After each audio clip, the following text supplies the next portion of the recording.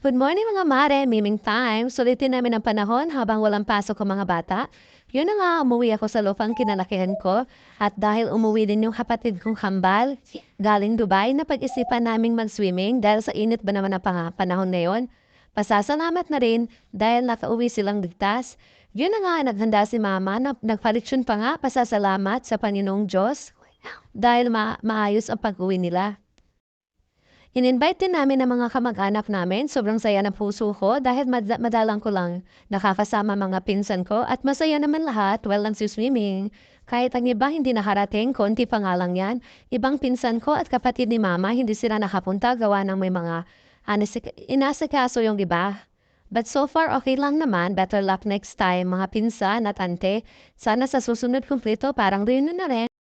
At kinangawal, hinihintay pa namin yung iba. Naglilibot pa nga ako sa sobrang lawak pala dito. Ang daming nilang pools at ang ganda pa ng mga cottage nila. At mura lang ang entrance nila. At naka-discount nga kami kasi kilala namin yung caretaker nila dito. Pinsan nila mama. And to be honest, maganda to dati nung hindi pa namatay yung may-ari. At nung nawala na yung may-ari, parang napapabayaan na rin siya. At ang katiwala na lang nila ang namamahala sa ngayon. Kaya pufonti na lang ang naliligo dito. Sayang nga, maintenance ng talagang kulang dito. Yung ibang pools, hindi nila nililinisan at hindi na rin nagagamit. Sayang talaga, ang ganda pa naman ang ambience nila dito. So far, okay lang naman, malinis naman yung ibang pools. Sobrang ganda nga dito ang hangin. Located na pala to sa Zone 4, location, Balingasag, Misamis, Oriental. At ito na nga ang favorite kong part, kainan na, kain po tayo, tabis talagang lechon pag may mga ganitong okasyon. Sobrang sarap ng balat ng lechon, isa to sa favorite kong kainin. At dito na nga lang kani sa gilid kumain, pasently ba charot.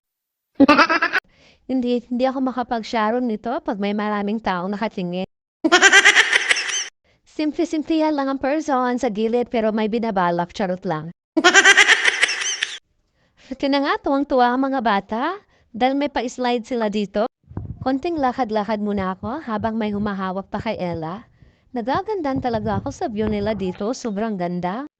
At may pahagdanan pa sila sa gitna ng pool. Sobrang ganda at sobra talagang hangin. At yun na nga yung mga alaga ko, si Dada, si Casey at saka si Tantan, tuwang-tuwa sa post. Tingnan nyo nga tong tatlo. Para ngayon lang nakaligo, pasayaw-sayaw pa nga si Ate Casey, oh.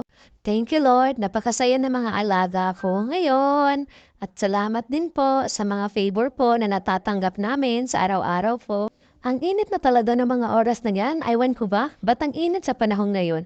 Parang gusto ko nang tumalon sa tubig sa sobrang init. Ayan, tignan niyo nga yung tubig, oh. Nag-blow-blow pa siya. Sobrang sarap ng tubig.